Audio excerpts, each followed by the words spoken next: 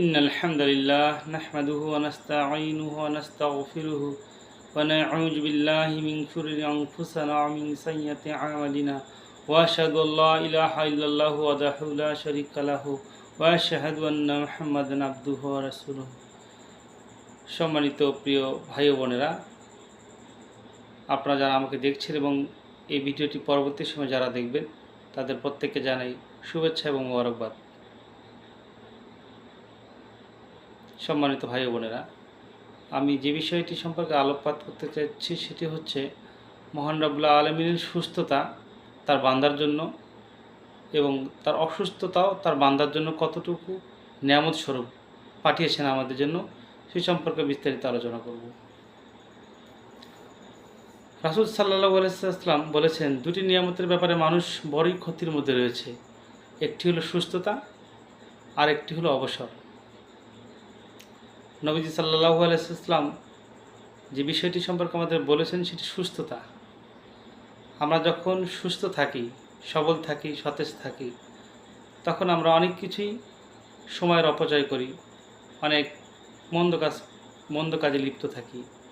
আমরা সময়কে মূল্যায়ন করি না, সময়কে নানান ধরনের মন্দ কাজে লিপ্ত থাকি এবং সময়কে আমরা গুরুত্ব দেই না।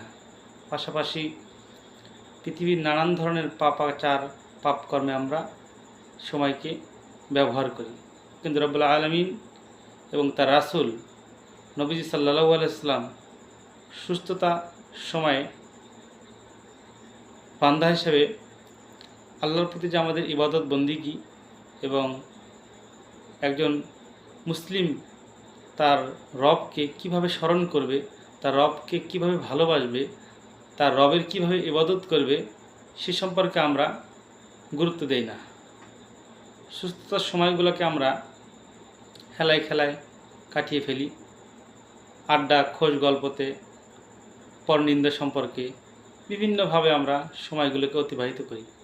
কিন্তু আমরা একবারও ভাবি না মহান রব্বুল আলামিনের যে মূল্যবান সময় আমাদেরকে দিয়েছেন এবং রব্বুল আলামিন এই সুস্থ সময়টুকুকে আমাদেরকে তার রহমতের ওসিলায় আমাদেরকে বেঁচে রেখেছেন, সেই সময়টুকু শুধু তারই জন্য, তারই ইবাদত বন্দেগী আমরা করি, সেটি আমরা কখনোই মনে করি না। এবং সেই সাথে আমরা যখন অসুস্থ হয়ে যাই আর বাঁচি না, অসুস্থতার প্রচণ্ড ধরনের চাপে আমরা যখন শারীরিকভাবে কর্মক্ষম হয়ে পড়ি, শারীরিকভাবে দুর্বল হয়ে পড়ি, তখন রব্বুল আলামিনকে আমরা মনে মনেই অনেকে বলি, ইয়া রব্বুল আলামিন আমাকে সুস্থ করে দিন, ইয়া রব্বুল আলামিন আমাদেরকে আরেকবার সুযোগ দিন, আমরা সুস্থ হয়ে তোমার ইবাদত বন্দেগী করব। কিন্তু বাস্তবতা অর্থে সেটি একটি মিথ্যা প্রতিশ্রুতি মাত্র। আমরা যখন সুস্থ হয়ে যাই, পুনরায় আল্লাহ রাব্বুল আলামিনের সাথে যে ওয়াদা করেছিলাম সেটি আবার ভুলে যাই। তাই নবী করিম সাল্লাল্লাহু আলাইহি ওয়াসাল্লাম এই বিষয়ে সুস্থতা এবং অবসরের ব্যাপারে গুরুত্ব দিয়ে কথা বলেছেন। সুস্থ সময়ে আমাদেরকে অবশ্যই ভালো কাজ, নেক কাজ এবং নবী করিম সাল্লাল্লাহু আলাইহি ওয়াসাল্লাম যে কাজগুলোকে পছন্দ করেছেন, আল্লাহ রাব্বুল আলামিন যে কাজগুলো করলে খুশি হবেন, অবশ্যই সেই সমস্ত কাজ করে আমাদেরকে সময়গুলোকে অতিবাহিত করতে হবে এবং মৃত্যুর জন্য সর্বদাই প্রস্তুত থাকতে হবে। রাব্বুল আলামিন কখন কার কপালে কিভাবে মালাকুল মউতকে পাঠাবেন আমরা কেউই জানি না। ভবিষ্যৎ আমাদের জ্ঞানের বাহিরে, ভবিষ্যৎ সম্পর্কে আমরা অনুমান করতে পারি মাত্র, কিন্তু ভবিষ্যৎ আমরা জানি না। তাই রাব্বুল আলামিনের প্রিয় হাবিব জনাবে মুহাম্মদ সাল্লাল্লাহু আলাইহি ওয়াসাল্লাম যে দিক নির্দেশনা আমাদেরকে দিয়েছেন, সেভাবে আমাদেরকে জীবনযাপন করা উচিত। সম্মানিত মুআজ্জিজ হাজিরিন, নবী করিম সাল্লাল্লাহু আলাইহি ওয়াসাল্লাম বলেছেন, এক মুসলমানের উপর অন্য মুসলমানের উপর 5টি হক রয়েছে। সেই হকটির প্রথমে হচ্ছে সালামের জবাব দেয়া। আমরা যখন এক মুসলমান অন্য মুসলমানকে সালাম দিই, তখন অনেকেই বেখেয়ালবশত বা খেয়ালবশত, ইচ্ছাকৃত হোক অনিচ্ছাকৃত হোক, সালামের উত্তর দেই না। সেটি তার ইচ্ছাকৃত হতে পারে, সেটি অনিচ্ছাকৃত হতে পারে। কিন্তু রাসূল সাল্লাল্লাহু আলাইহি ওয়াসাল্লাম কী বলেছেন? সালামের জবাব দেওয়ার ব্যাপারে তাগিদ দিয়েছেন। একজন মুসলিম যদি আরেকজন মুসলিমকে সালাম দেয়, অবশ্যই আমাদেরকে সেটি শব্দ করে, উচ্চারণ করে সালামের জবাব দিতে হবে। তাহলে আমরা ইসলামের যে পরিপূর্ণ আদব সেটি মান্য হবে। একই সাথে নাম্বার 2 বলেছেন অসুস্থ হলে দেখতে যাওয়া। 3 নম্বরে তার জানাজায় অংশগ্রহণ করা। 4 নম্বর দাওয়াত গ্রহণ করলে তা কবুল করা এবং হাসির জবাব দেওয়া। আসলে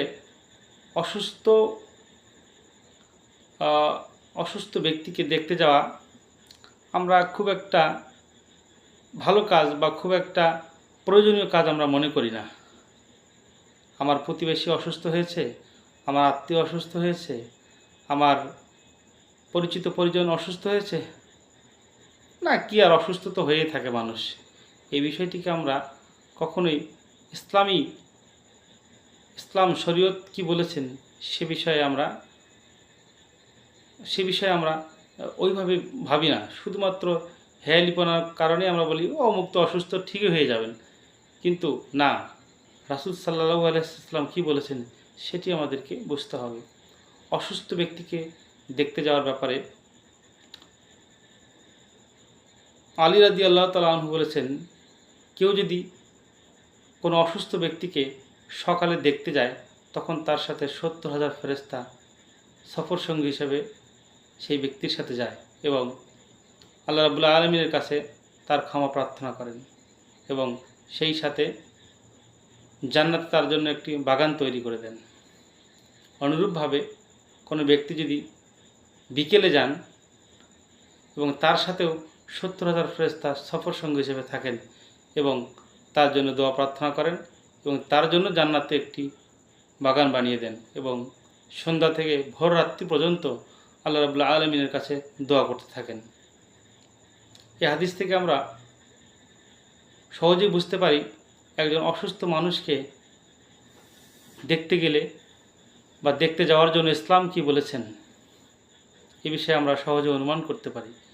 কিন্তু অত্যন্ত দুঃখের বিষয়, পরিতাপের বিষয়, আমরা জীবনের ব্যস্ততার কারণে, কর্মের ব্যস্ততার কারণে আমরা এই বিষয়গুলোকে খুবই সিলিভাবে ভেবে থাকি এবং এই বিষয়গুলোকে আমরা আমল করি না।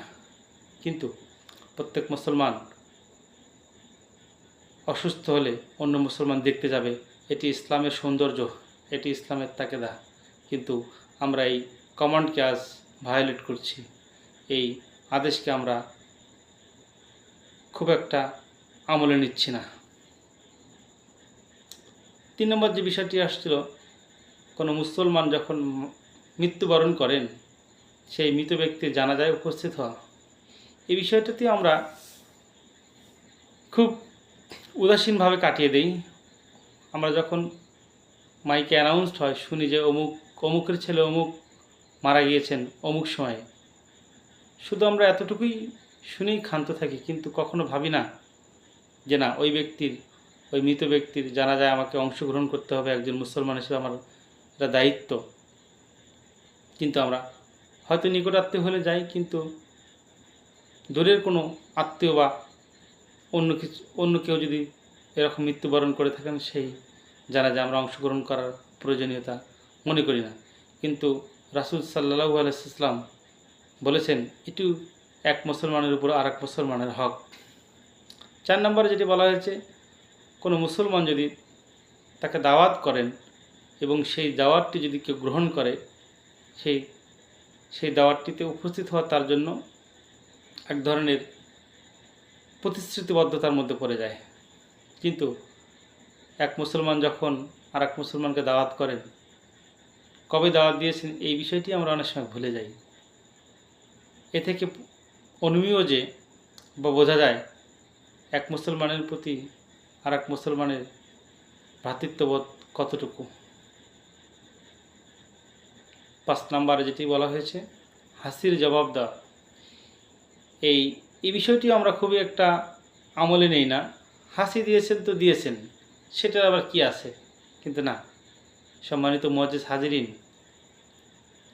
এই বিষয়ে রাসূল সাল্লাল্লাহু আলাইহি ওয়াসাল্লামের সঠিক নির্দেশনা রয়েছেন। হাসির জবাব দেওয়া, হাসির জবাব দেয়া সেটি মনে মনেও হতে পারে, আবার প্রকাশ্যও হতে পারে, কিন্তু আমাদেরকে হাসির জবাব দিতে হবে। এটি একজন মুসলমান হিসেবে আমাদের কর্তব্য, সেই কর্তব্য আমাদেরকে অবশ্যই পালন করতে হবে।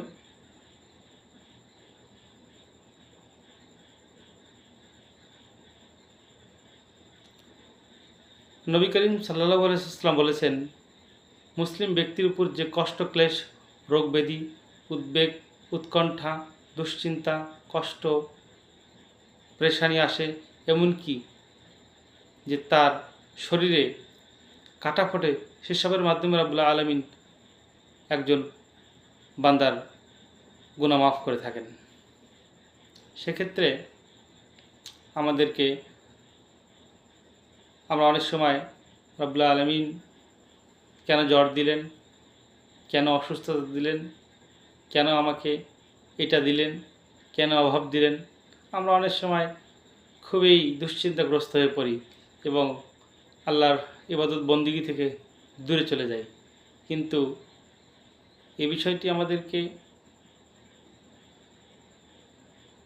শরীয়তের বিধি অনুযায়ী ভাবতে হবে।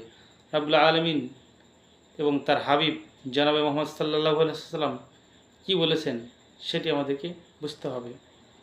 অভাব, অনটন, দুঃখ, বেদনা জীবনের অংশ, সেটি ইসলাম কি বলেছেন সেটি আমাদেরকে বুঝতে হবে। ইসলামী জীবনবিধান পড়তে হবে, ইসলামী জীবনবিধান জানতে হবে। এগুলো যদি আমরা জানি তাহলে যে আমাদের দুনিয়ার জীবন সেটি অনেক সহজ হয়ে যাবে। কি করলে কি হবে, কি করলে কি হতে পারে, এটি আমরা সহজেই অনুমান করতে পারব। সম্মানিত প্রিয় ভাই ও বোনেরা, রাসূল সাল্লাল্লাহু আলাইহি ওয়াসাল্লাম খাবার ব্যাপারে আমাদেরকে কি হবে সেটিও দিক নির্দেশনা দিয়েছেন। আমরা যখন খেতে বসি তখন যদি ভালো খাবার হয় তাহলে তো কথাই নেই, আমরা খেতে খেতে গলা পর্যন্ত খেয়ে ফেলি। কিন্তু না, এভাবে খেলে আমাদের শারীরিকভাবে ক্ষতি হতে পারে। সে বিষয়ে রাসূল সাল্লাল্লাহু আলাইহি ওয়াসাল্লাম বলেছেন, পেটের 3 ভাগের মধ্যে 1 ভাগ খেতে হবে, 1 ভাগ রাখতে হবে পানি পানের জন্য, আর 1 ভাগ রাখতে হবে সঠিকভাবে, স্বতঃস্ফূর্তভাবে, স্বাভাবিকভাবে যেন আমরা শ্বাস প্রশ্বাস নিতে পারি, সেই জন্য রাখতে হবে আরেকটি অংশ। কিন্তু আমরা সে বিষয়টি কখনো মাথায় নেইনি বা ভাবিনি বা ভাববার প্রয়োজনীয়তা বোধ করি না যে আমাদের খাওয়ার বিধান কি ইসলামে দিয়েছে, কিভাবে খেলে আমরা সুস্থ থাকতে পারি, সেটি আমরা কখনোই অনুশীলন করি না, দেখি না, জানতে চাই না। সম্মানিত প্রিয় ভাই ও বোনেরা, সুস্থতা সবাই প্রত্যাশা করে, অসুস্থতা কেউ প্রত্যাশা করে না। এটি আমাদের এক ধরনের মানসিক চাওয়া যে আমরা সর্বদাই সুখে থাকব, সুস্থ থাকব, সেটি আমরা সবাই প্রত্যাশা করি। কিন্তু জীবনের বেশিরভাগ সময় বা লম্বা একটি সময় দুঃখ বেদনার মধ্যেই কাটতে হয়। বা আমাদের পূর্ব যারা জন্মগ্রহণ করেছিলেন, আমাদের উত্তর পূর্বশ্বরী যারা ছিলেন, তাদের জীবন থেকে আমরা কখনো কোনো কিছু শিক্ষা গ্রহণ করি না। বর্তমানে আমাদের খাদ্যাভ্যাস তো একটা আছে, তার পাশাপাশি ভেজাল খাদ্য। এই ভেজাল খাদ্য আমাদের মানব দেহের জন্য অত্যন্ত ক্ষতিকর। অনেক দুরারোগ্য ব্যাধি শুধুমাত্র খাবারের মাধ্যমে আমাদের প্রতিনিয়ত সৃষ্টি হচ্ছে। তার মধ্যে একটি ভয়ানক রোগের নাম হচ্ছে সিকেডি, যেটাকে আমরা বলি kidney disease, chronic kidney disease. Kidney রোগ একটি মারাত্মক রোগ, মরণঘাতী রোগ। কিডনি রোগ যে ব্যক্তির হয়েছে সে তো অনুধাবন করতে পারে, পাশাপাশি এই ব্যক্তির পাশে যারা থাকে তার পরিজন, আত্মীয় স্বজন সবাই বুঝতে পারে কিডনি রোগটি কতটি ভয়ানক, কতটি মরণব্যাধি, মরণঘাতী, কতটি বেদনার, কষ্টের, সেটি যে পরিবারের কিডনি পেশেন্ট রয়েছেন তারাই সেটি বুঝতে পারবেন। আর কিডনি ভালো রাখতে গেলে কি করতে হবে সেটিও আমাদের কোনো সিলেবাস নেই, পাঠ্য বই পুস্তকে আমাদের সে বিষয়ে কখনো ধারণা দেওয়া হয় না। ছোট থেকে আমাদের কিভাবে খাদ্য গ্রহণ করতে হবে এই বিষয়ে যদি পাঠ্যপুস্তকে লিপিবদ্ধ থাকতো, বা আমাদের শিক্ষক মণ্ডলীরা এই বিষয়ে যদি প্রাইমারি স্টেজেই আমাদের সন্তানদেরকে শিক্ষা দিতেন তাহলে মনে হয় ভালো হতো। ভেজাল খাদ্যের কারণে আমরা নানান রোগে আক্রান্ত হচ্ছি, ডায়াবেটিক্স, ক্যান্সার, যেগুলোর নিরাময়যোগ্য না। অল্প সময়ের জন্য হয়তো ভালো থাকা যায়, কিন্তু এর পিছনে বিরাট একটা কষ্ট, বিরাট অর্থের অপচয়, সেটি আমাদের ভুলে গেলে চলবে না। কিভাবে খাদ্য গ্রহণ করতে হবে, কতটুকু খাদ্য গ্রহণ করতে হবে, এবং খাদ্যে ভেজাল যারা দেয় তাদেরকে শাস্তিযোগ্য অপরাধ হিসেবে বিবেচিত করতে হবে, এবং সাথে সাথে এই ভেজাল খাদ্য যারা তৈরি করেন তাদেরকে আইনের আওতা আনিয়ে পানিশেবল এক্সাম্পল তৈরি করা দরকার, যাতে করে আমরা ভেজাল খাদ্যে ভেজাল না দিই। আমরা হরহামেশায় জিলাপি খেয়ে থাকি, আড্ডায়, চায়ের আড্ডায়, বাড়িতে, বিভিন্ন উৎসবে শখ করে আমরা জিলাপি খাই, কিন্তু এই জিলাপি কিডনির জন্য যে কত বড় ক্ষতিকর সেটা আমরা কখনোই, অধিকাংশ মানুষই ভাবি না। জিলাপি আমাদের শরীরে কিভাবে ক্ষতি করছে কিডনির। জিলাপি তো গুড় দিয়ে তৈরি হয় না, জিলাপি তো চিনি দিয়ে তৈরি হয় না। এই গুড় এবং চিনির ফ্লেভারের অন্তরালে আমরা ঘন চিনি খাচ্ছি, বা ঘন চিনি মিক্স করে সামান্য চিনি দিয়ে এই জিলাপি প্রস্তুত করা হচ্ছে, এবং আমরা সেটি খুব মজা করে খাচ্ছি। জিলাপি কিনা যেটা কিডনিতে সরাসরি এফেক্ট করে, এতই ক্ষতিকর এই জিলাপি, যেটি সরাসরি কিডনিকে আক্রমণ করে। সুপ্রিয় ভাই বোনেরা, আমাদেরকে জিলাপি পরিহার করতে হবে। জিলাপি না খেলে কী হবে? কিছুই হবে না, বরঞ্চ উপকার হবে। আপনার শরীর ভালো থাকবে, আপনার কিডনি ভালো থাকবে। রাসায়নিক কীটনাশক প্রত্যেকটা খাদ্যে, প্রতিটা খাদ্যে ভেজাল। করলা খাচ্ছি আমরা, সকালে স্প্রে করলে বিকেলে বাজারে নিয়ে আসছে, আর সেটি আমরা ক্রয় করে রাতে আবার ভাজি করে খাচ্ছি। কিন্তু কি খাচ্ছি আসলে? এরকম যে খাবারগুলোতে আমরা এটাকে খোসা ছাড়াতে হয় না, সেই খাবারগুলা যেগুলো খোসা আছে সেগুলা কিছুটা ক্ষতি কম হতে পারে, খোসার কারণে এগুলো খোসা যেহেতু ফেলে দিতে হয়। কিন্তু যে খাবারগুলোতে বা যে সবজিগুলোতে খোসা নেই, যেমন বেগুন, বরবটি, এরকম খাবারগুলা, বা করল্লা, এমন খাবারগুলা আমাদেরকে অবশ্যই খাবো কি না, কীভাবে খাবো সেটি আমাদেরকে ভাবতে হবে। না হলে ক্যান্সারের মতো ভয়াবহ রোগ আমরা আক্রান্ত হতে পারি। এবং এখন তো কিডনি রোগ তো আগে শোনা যেত না।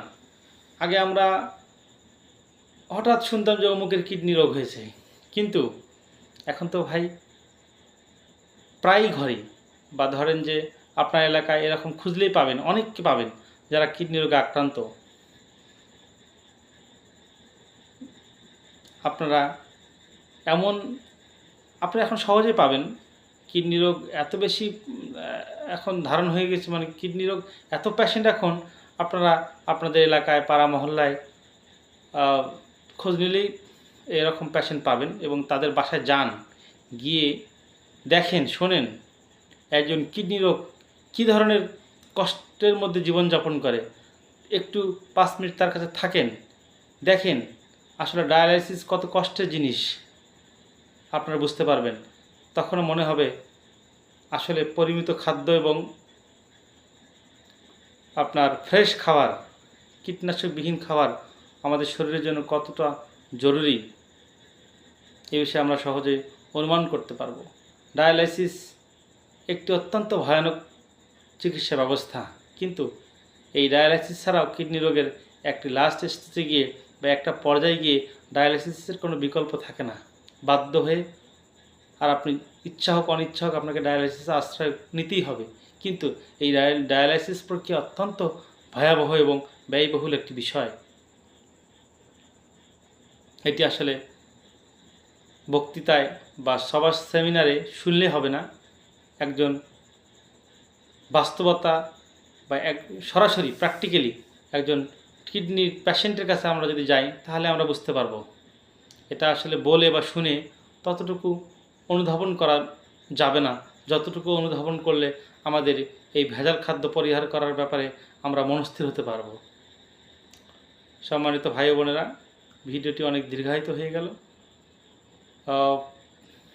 আসলে যে কথাগুলো বললাম সেটি অনেকের হয়তো খারাপ লাগতে পারে, কিন্তু বাস্তবতা যেটি বললাম সেটি সত্য, সেটি হচ্ছে। আমার জানা মতে এরকম 5 থেকে 7 জন রয়েছেন এরকম কিডনি পেশেন্ট। তাদের কি কষ্ট, তাদের কি দুর্দশা, সেটি আমি ভালো করে জানি। এবং আমার বাবা একজন কিডনি পেশেন্ট ছিলেন, সেটি আমি আরও নিজ চোখে দেখেছি।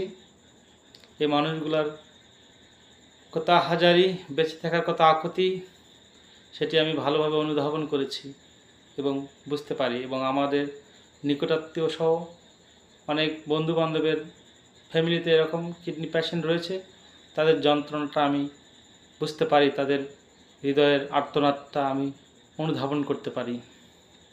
এই জন্যে আপনাদেরকে এ কথাগুলো বললাম, যাতে আমরা আমাদের বন্ধুবান্ধব, আমাদের কর্মস্থলে যারা আছেন, আমাদের সহপাঠী, সহযোগী, সহকর্মী, সবাই যেন সবার পরিবারে একটি সচেতনতামূলক ব্যবস্থা গ্রহণ করতে পারি খাদ্য গ্রহণের ব্যাপারে। এবং সুস্থ সুন্দর জীবনযাপন করতে গেলে কি কি করা উচিত সেটি যেন আমরা সহজে গ্রহণ করতে পারি। এবং পাশাপাশি রব্বুল আলামিন আমাদের সুস্থ শরীরে তার ইবাদত বন্দেগী করার জন্য তৌফিক দান করুক, এবং সুস্থ অবস্থায় যেন আমরা আল্লাহর ইবাদত করতে পারি বেশি বেশি করে। এবং রব্বুল আলামিনের কাছে এরকম মরণ ব্যাধি, এরকম দুরারোগ্য ব্যাধি থেকে আমরা পানা চাই, যেন রব্বুল আলামিন আমাদের মাঝে এমন রোগের কারো আক্রান্ত না হোক, কেউ আক্রান্ত না হোক এমন রোগ দ্বারা। রব্বুল আলামিনের কাছে আমরা সেই দোয়া করি এবং সেই প্রার্থনা করি, যাতে আমরা সুস্থ সুন্দরভাবে জীবনযাপন করে রব্বুল আলামিনের ইবাদত বন্দেগী করে রাসূল সাল্লাল্লাহু আলাইহি ওয়াসাল্লামের জীবন দর্শনের যে দিক নির্দেশনা, সেটি যথাযথভাবে পালন করে আমরা এই দুনিয়ার জিন্দেগি শেষ করতে পারি। এবং কাল কিয়ামতের দিন রব্বুল আলামিন আমাদের ভালো কাজগুলোর ওসিলায় জান্নাতের মেহমান হিসেবে কবুল করেন। ওয়া আখিরু দাওয়ানা আলহামদুলিল্লাহ রাব্বুল আলামিন। আসসালামু আলাইকুম ওয়া রাহমাতুল্লাহ।